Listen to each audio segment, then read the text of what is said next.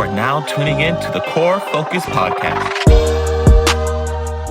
Good morning, good afternoon, or good evening, or wherever you are in the world. Welcome back to another episode of the Core Focus Podcast. We're your hosts, Listen Rye. And on today's episode, episode 3, we'll be focusing in on the topic of anti-Blackness at college. So we have two very special guests with us here today. We have Miss Jasmine McGarry from UCI and Mr. Jeremiah Riggins from Cal State Fullerton. How you doing? Yeah, so for a little bit of context of our topic for today, both Jasmine and Jeremiah are RAs at their respective colleges, and as well as Liz, you are also an RA at your respective college. So we're just here to talk about the Black experiences on campus and our residential housing, and just topics like that. So let's go ahead and dive right in. Alrighty, so the first question we have for everyone is, what does anti-Blackness mean to you? And have you ever experienced anti-Blackness at your college or university? I can go ahead and answer that question first. To me, anti-Blackness in general is kind of just the systematic racism that our country has in its history that still carries on today. That we see in just how society treats Black people when it comes to like politics, when it comes to different resources, finances, things like that Black people definitely have a hard time getting. And then also just the everyday little racism stuff that we see. Me as a Black man, if I go into an elevator and there's someone white in there or a white woman in there, it's not guaranteed, but they might clutch their purse type of thing. So that's what anti-Blackness means to me. And yeah, just to back off of that, to me, anti-Blackness means intentional racism. It's really overt racism. So overt racism is not shy. It's blatant, and I feel like it's intentional acts of discrimination and being prejudiced against Black identities and our culture. And personally, I have experienced anti-Blackness, especially as a Black woman going to PWI in Orange County. And as a resident advisor, I've been a witness to anti-Blackness acts towards other Black individuals at my college, not just myself. And I will definitely go in more detail later. Okay, thank you both for sharing. Awesome. For me, just like what Jasmine said, it's the blatant discrimination against Black people. I think for me, I don't know how to say it. It's just like the intentional act, it's not shy, it's not covered, it's outward, in your face.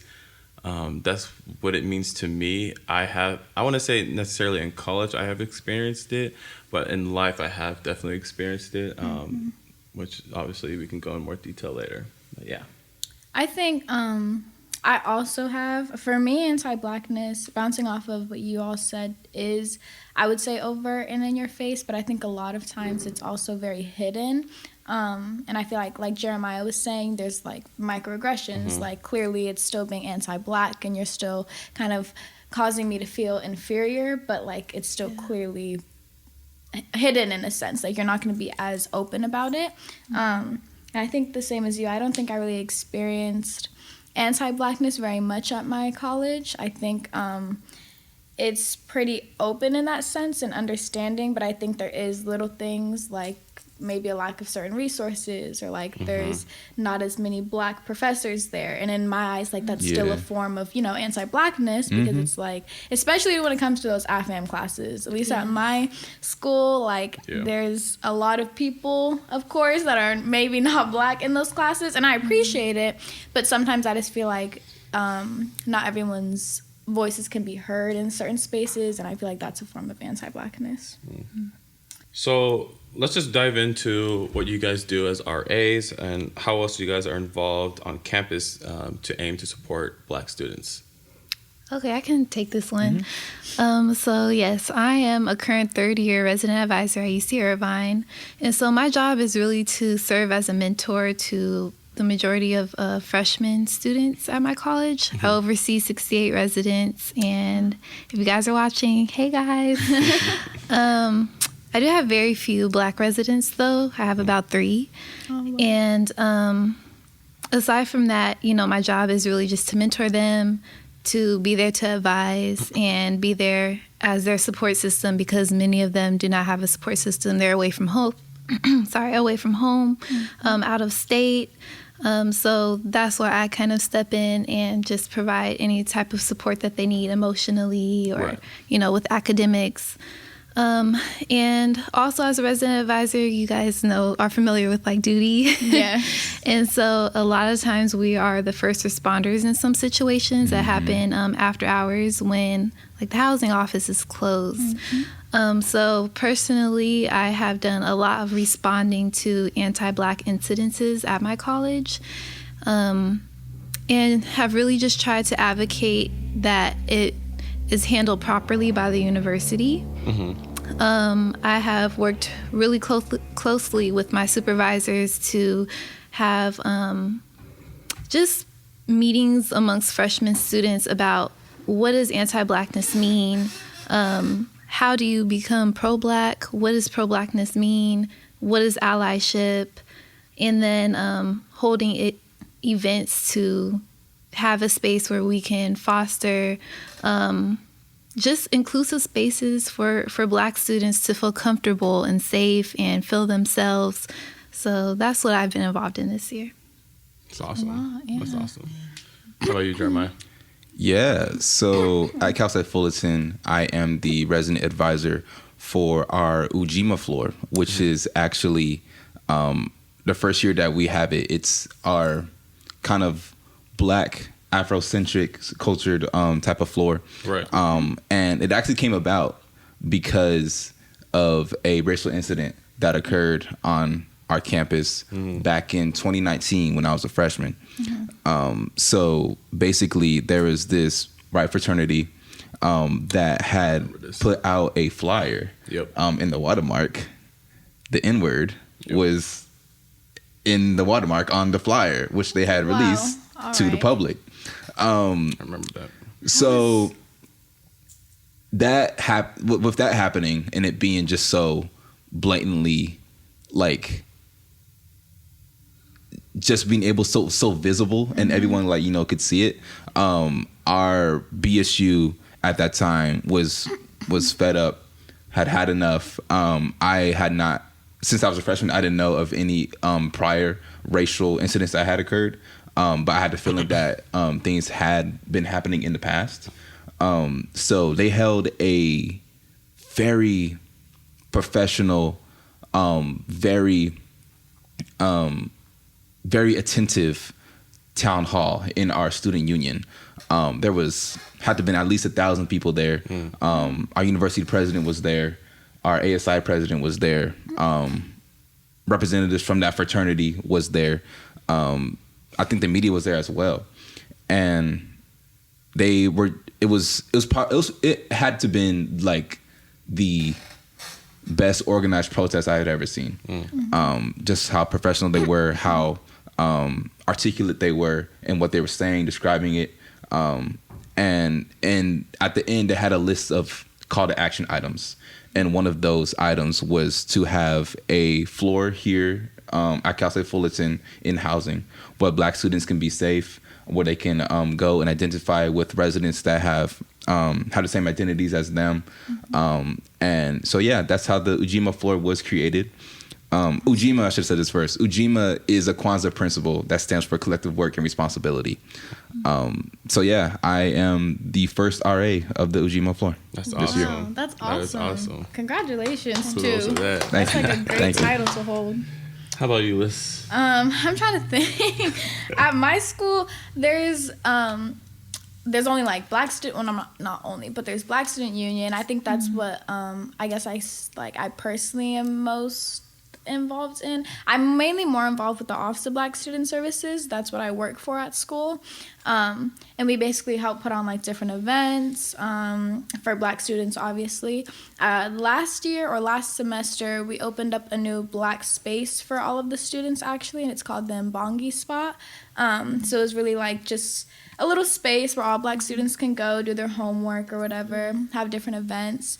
So I work for that, and we help put on events, like I said. We basically just host, like, we'll be at the location just talking to people or just allowing people to come in and out. So I try my best to kind of be there to just, you know, collect with, like, or not collect, what's the word? Communicate and, like, just be there with some of my other students at the school. And then, of course, as a RA, I guess that as well.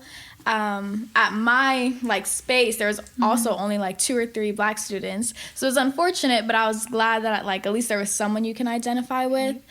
So just being like there to be a ear for them, or a support system when it's needed.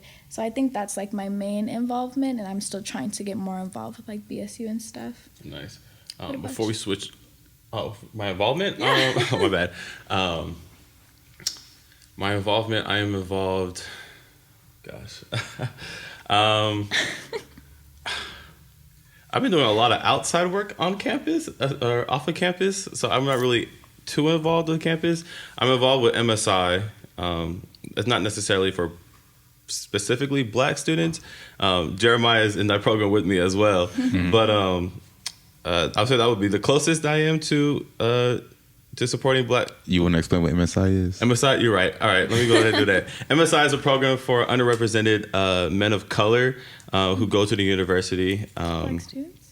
So not only just Black males, but also Hispanic, Asian American, or any other color in the world. And it's a space for all brothers to, you know, collectively to, you know, talk about things like what masculinity, what it means to be a student. It's a peer mentorship program as well. You know, we lean onto each other for support heavily. You know, we have our own space on campus for brothers to meet up. You know, and you see them all the time there. That's right. And it's a super dope program. It's also a scholarship program and a what's the word? Fellowship program as well. Yeah. So it definitely supports not only the scholars who are, you know, receiving that scholarship funding, but also outside men of color students who also need a little extra help as well, who can still participate in the program, which is a super dope opportunity for all students. And so that's really my involvement right now. I do plan on, you know, expanding that involvement in the near future. But yeah, I actually want to bounce off of what you said about the Ujima floor. How ever since that changed, you know, this is the first year that you guys had it. It's finally complete. What changes have you seen from before that came about now since, you know, this whole year has been completed on the Ujima floor? Does that make sense? Since the floor has been open? Yeah, since the floor has been open, what changes have you seen in housing on campus and stuff like that? Okay, for sure. I would definitely say that on campus, specifically like within our African American Resource Center, our Black Student Union, and the students that are involved with there, they are aware of Ujima. They know what it is. They definitely have asked questions about like, oh, how do I get on Ujima? You know, directing people to the floor. I think also Ujima has been asked to like get involved with the different events that happening on campus, like within the BSUs. One of the BSU clubs asked us to collab with them on a spoken word night. They had hired a professional poet, and he led a workshop talking about you know, how to efficiently write poetry. What does it mean when it comes to the different types of spoken words? And Ujima was invited and asked to participate. So yeah, it's things like that I'm very grateful that Ujima has had the opportunity to have when it comes to getting involved. That's awesome. Yeah, and in housing, definitely say, not going to say that Ujima is like a driving force, but I will say that people in housing know about the Ujima floor as well. Some of the events that I've hosted. Well, are we talking about that later? Like the events, or is this? I mean, You're open, yeah, to open share. to share now. Okay, bet. So I've had 3 events. Okay. 3 Ujima events this year in total. One of them was a presentation that actually, well, 2 of them have been presentations that my dad, Darius Riggins, who has his degree in Pan-African Studies, he came and did 2 presentations. The first one was called Racism and Financial Disparities. And that one he based off of what the Ujima residents wanted to hear about, because I told him, hey, yo, we're going to have a speaker. He's going to come and talk to us about different things about the Black community. What would you like to see? So they definitely had different, the different things they wanted to see involved racism, and then also like financial disparities and opportunities for Black people. That's dope. So that was held back in, I think, October. And then in Black History Month, I had an event called Blacks in Entertainment, which my father also hosted for. And that one had really good attendance because a lot of my Ujima residents were there, and also other people in housing that don't live on the floor. They came as well. That's awesome. And they were all intermingling and stuff. We had posters in housing that like about the event, and it was like hosted, or Ujima Community Presents. So everyone knew that it was a Black History Month event. Everyone knew that it was like it was about the Ujima floor. Right. So yeah, it was very nice to be able to see that, to see the Black community have a voice and a presence in awesome. housing. That's awesome. That is That's awesome. good to hear. It sounds like I'm gonna shift. I mean, well, actually, that was unintentional, but I'm gonna shift just to skip like one question because that kind of made me think about this. So the next question is do you feel the need to educate others on anti-Blackness? And if so, how does that make you feel? And I wanted to switch to that question since you were talking about like a lot of people coming out to that event for the Black Entertainment event. And I feel like that kind of shows like, you know, people outside of our community can still come to support. So I wanted to know how you guys felt about this question too. Yeah. So when it comes, well, I have different perspectives on this because like how I said, the Blacks in Entertainment event, that was something that where my dad was talking about the history of Black people in the entertainment industry, like the rise of BET, and then going on until like modern day actors like the late Chadwick Boseman. So it was definitely, you know, people getting educated about it. So I definitely have no problem when it comes to people wanting to learn about Black history, Black culture. I think people should learn about it. But when it comes to anti-Blackness, that is something where I do feel the need to, but I feel like it's not my responsibility to. Yeah. It is something that anti-Blackness just shouldn't exist in today's age. Exactly. But it does. Right. And, you know, it makes you want to do something about it.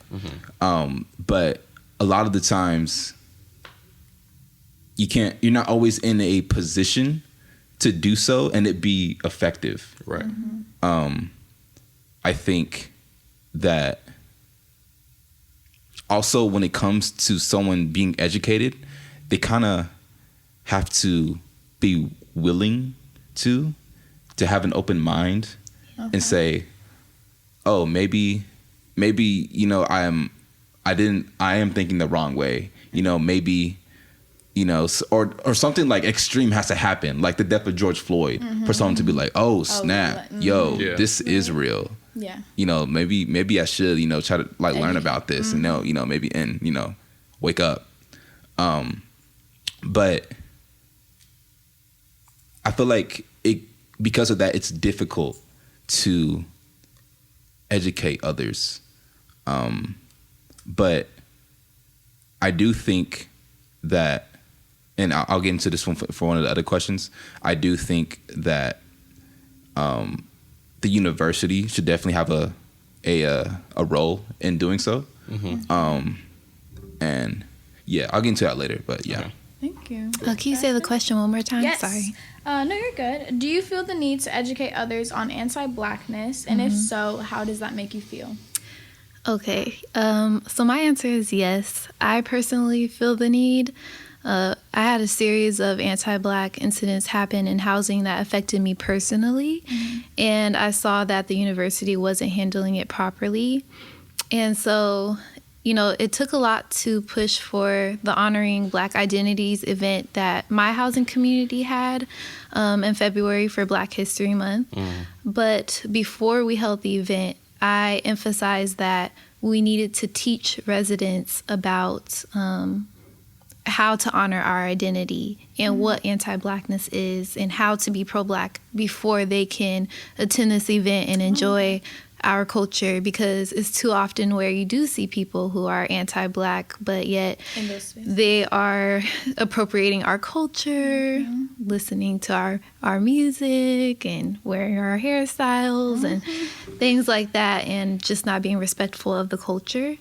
And I was upset because I felt like this is not something I should have to do as a Black woman. It's enough going to a racist university in the first place, and now I have to educate the students because nobody else is taking initiative to do it.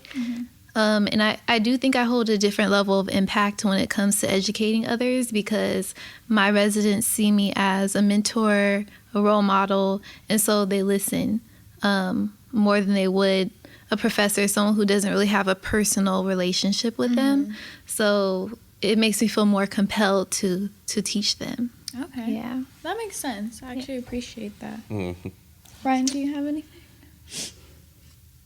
Can you repeat the question? No. I'm so sorry. Do you feel the need to educate others on anti-Blackness? And if so, how does that make you feel?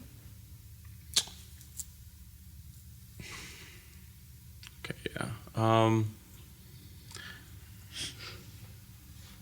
I don't feel the need to. I feel that, like Jeremiah said, it's important for them to learn it. I think it's like good for them to learn it, because I feel like the more people educate themselves about the anti-Blackness, about, you know, what the Black experience is like, then they'll understand and hopefully change their ways. But as far as feeling the need to teach others how to respect others, that's kind of how I'm viewing it. I feel like I should, like Jeremiah said, it's not my responsibility. I think it's great for those who do have the passion to teach others, but I don't think I should feel obligated to treat or to teach other people how to respect a human being for the color of their skin. That makes sense. That's just like rule 101, respect others. That's what we learned in preschool, you know what I mean? And you know, the little excuses that people say, oh, I didn't know this was racist, oh, I didn't know. You did. You did. You had to. You made a choice and you chose it. And it just comes down to whether the person wants to learn, because to be honest, we can provide all the resources possible, but it's up to them if they're going to receive it or not. And that's the only way, to me, in my personal opinion, that things will change.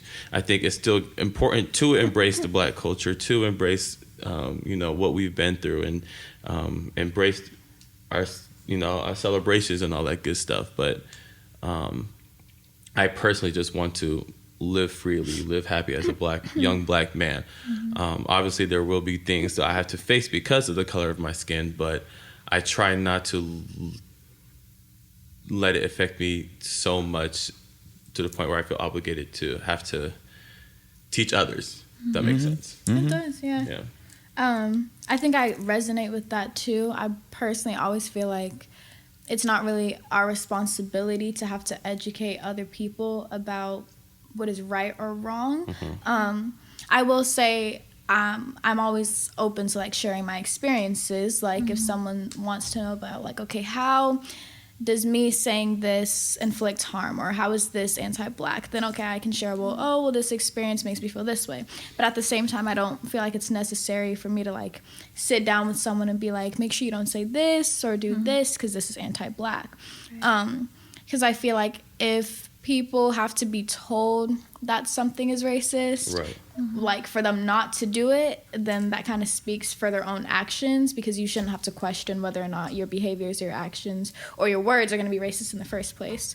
But at the same time, I do kind of resonate with what you were saying, as how like as a black woman, or as us identifying within our community, we hold a certain level of like, I don't want to say power, but we hold a certain level where it's like if I'm telling someone and expressing to them that like this is anti-black, like they can't really say, oh, how? Because it's like I'm a black person telling you that this is wrong for you to say or do. So I feel like we hold a certain level of like power of being able to share those and like educate others about it, but that doesn't mean it's my responsibility to go out and do it every day. Can I add on a little bit? Of course. Right after I said that, I'm starting to lose my thought. I don't necessarily think I want to clarify. I don't think that I have to educate other people. But for me personally, I don't know about y'all, but I'm tired, okay? I'm tired of living these same experiences. I mean, just 2 weeks ago, I was going up to my dorm and someone wrote on the elevator, a racial slur, the N-word, and along with some other things, some other profanity. And so for me, I'm extremely tired. I'm worn out. This has affected, how I'm doing mentally, academically, emotionally, spiritually, everything. And so I do feel like we don't necessarily have to educate others on what anti-blackness is, but I think a lot of people don't understand what allyship is and what pro-blackness means. And I understand it. And this is not something that was taught in school. We live in America. It's not something that was taught in school. Okay, well, now you're paying for a college level education. You have the option to take African American studies classes, but will you? So where are you going to receive this education from? Are you actually going to take the time out to educate yourself? I mean, yes, Google is free, but a lot of people aren't taking the time out to educate themselves and hold their peers accountable. So that's why I personally feel the sense of responsibility. Yeah, like a sense of responsibility to do it because no one else is. And I did express my concerns to like even the vice chancellors at my school, and my needs were just not met. So I took it into my own hands. Yeah, that's good. And I wanted, I feel like it's important to also like be able to distinguish what it means to be like an ally or just. I was in a class, excuse me, and I forgot the term, but there's an ally and then there's this other term. Advocate? I don't think so. I forget what it is. Dr. Sessom, if he's watching this, then he'll know what I'm talking about. But so being an ally means like, okay, I'll say Black Lives Matter. I'll put my fists up and I'll post on my social media and say like, rest in peace, George Floyd and all these people. The other one, and I don't remember the word, so I'm sorry, but there's another one, and it's like, that's the individual that's actually going to take the time to like educate their family if their family's saying something racist, or actually go to the protest with you, or actually educate themselves about it. And I feel like that kind of ties into what Jasmine was saying about being pro-Black, because there's a difference between just saying like, I'm anti-racism and saying, okay, like, I'm not gonna be in spaces where people are being anti-Black and I'm gonna advocate for you, but then like actually being there, making the initiative to like educate yourself and be anti-racist, I feel like there's a big difference between those. And that just reminded me of that. It was kind of off topic, but yeah. All right, I think this is a good time to start to shift the focus a little bit. Oh. We're gonna break from our normal routine, and we're gonna get into our new segment. This is our shifting the focus. Almost forgot the name of it. This is where we pick a random question from our fishbowl, just about any topic that we decided to put in here. And we're going to just quickly discuss about it. All right? Sound good? They're fun topics. Kind of get the weight lifted off. I think since you guys are the first guests of the season, I'll let you guys pick. Oh, wait. Go ahead. Okay, let's see. What is All right. this? Beautiful. Oh, I need a different one. All right. Uh-oh.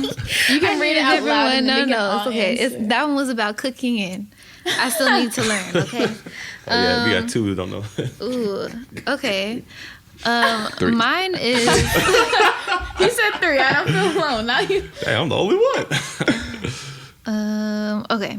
Mine is, what superpower would you want to have if you could choose one? Okay, y'all better think long and hard because I know Are we mine. all answering this one question? Yes, Okay. yes, Okay. yes. Oh my gosh. What? Who made these?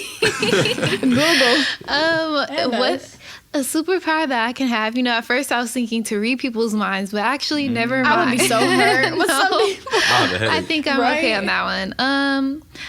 I would say maybe to teleport, I guess. Definitely. Yeah, you know. Gas prices. Exactly. You know, if I could just poof wherever I need to be. I'm in Jamaica, you know, catch me on vacation. If I could bring stuff with me, okay? Okay. If I grab my luggage and just go. Yeah, that's what I wish I could have. I like that. That's a good power. Do you know? For me, I was thinking about like what's something practical that I could have, and I could just have like the easiest life ever. So I was thinking like perfect, flawless photographic memory.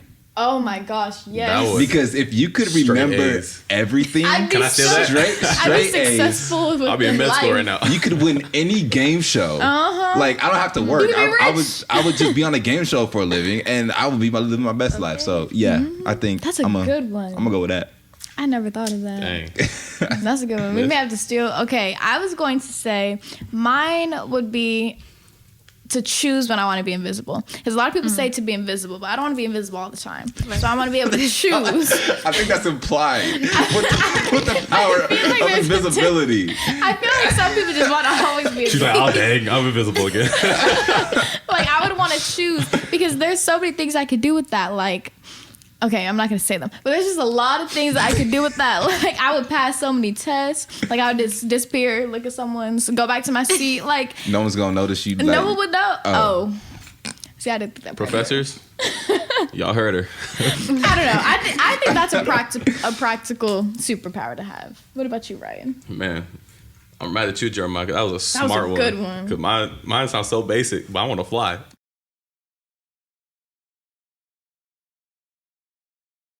So how do you feel about being the approximate 2% of Black students at your college or universities? You want to go first? Sure. I'll go first.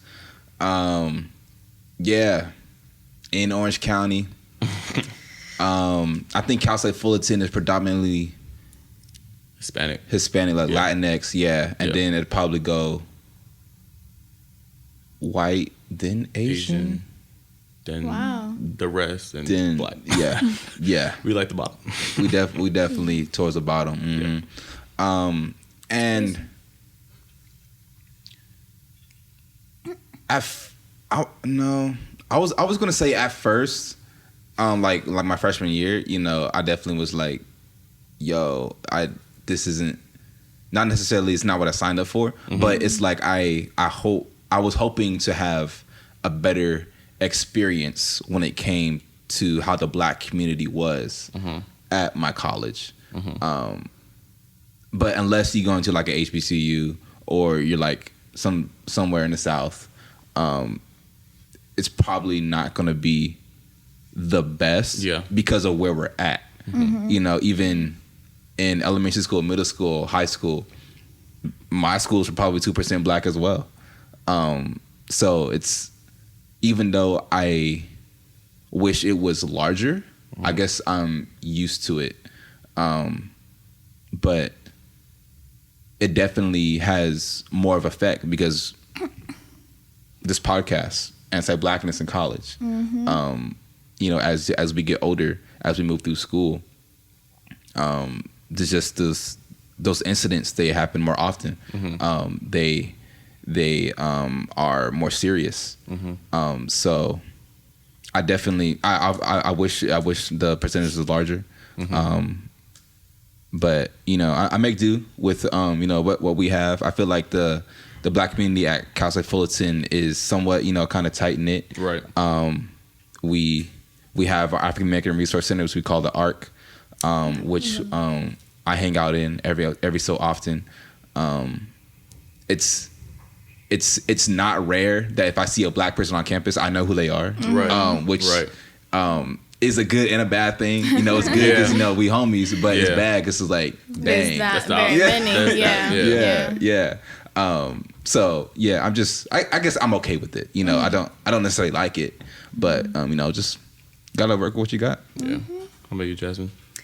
Well, at my college, someone actually made a short film on YouTube called The 2%. You can watch it. It's a really good film about black experiences at UC Irvine. And I can truly say that not much has changed since that film was produced, and that was in 2019, I believe. I think UCI now has 1.4% of black students there. So it went down. Yeah, so it went down after voicing our concerns and trying to advocate, you know, for more black students to attend the university. You know, we do have black housing on campus, or actually not on campus, it's off campus. And I personally have never lived in black housing because it was off campus. And for my first year, I wanted the on-campus experience. And I think that there should be black housing on campus, or at least a black floor, or hopefully that's something that we can have, like how you guys have one as well. Hopefully that's something that can come about in the next few years, because I definitely feel like it was needed. And my experience as part of this 1.4%, it has been the greatest, because we're such a small minority. It's like Jeremiah said, you know everybody. When you go to your classes, you can be in a lecture hall of 300 people looking around like, is there anyone else here who looks like me? And maybe there will be one. And oftentimes that one is my friend I brought with me to class.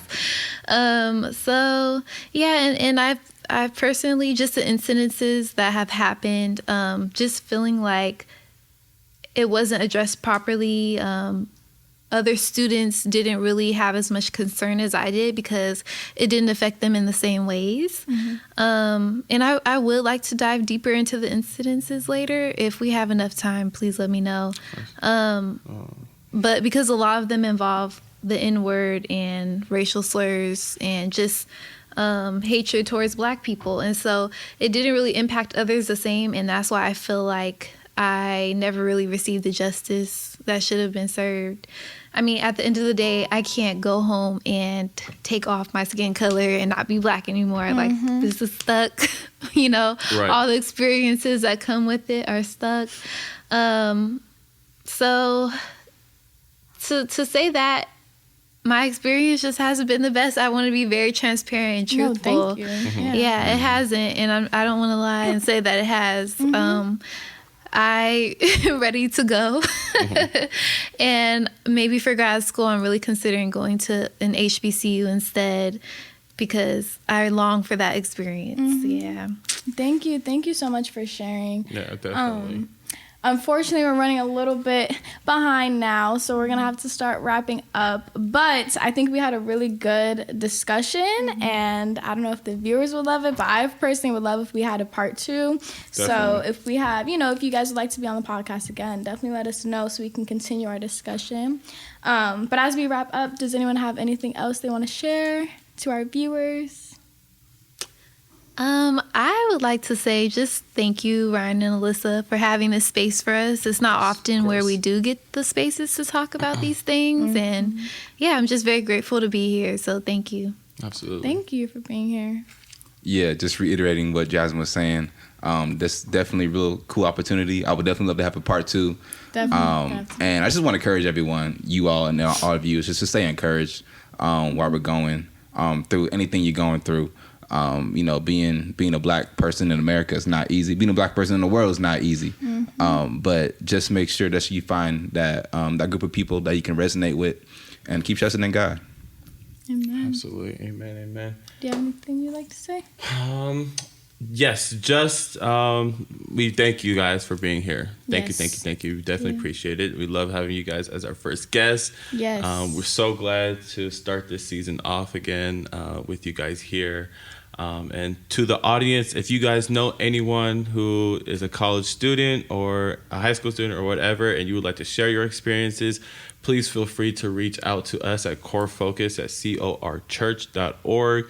We would love to hear from you. We'd love to hear your voices. We'd love to have you on our show. If you would like to talk about your black experience at your school, high school, college, whatever, definitely feel free to reach out to us, and we can set up a time. We love to lost my train of thought. We love to continue this conversation and just continue other conversations as well. So please definitely stay tuned in. We will have so much in store for you guys. And make sure to follow us on our social media platforms, Facebook, Instagram, and where you're watching it now on YouTube. And that's about it. Yes. Thank you all. Thank you all for being here. Hopefully we'll have a part 2. Look out for part 2. We're probably going to have that soon. And be sure to tune in to the next episode where we focus in on our 4th episode. Our second topic for this season. Fourth topic. I lost my... Be sure to tune in to the next episode. Goodness gracious. And thank you all for tuning in today. And we'll see you next time. Peace. Have a good one, y'all. Bye, y'all.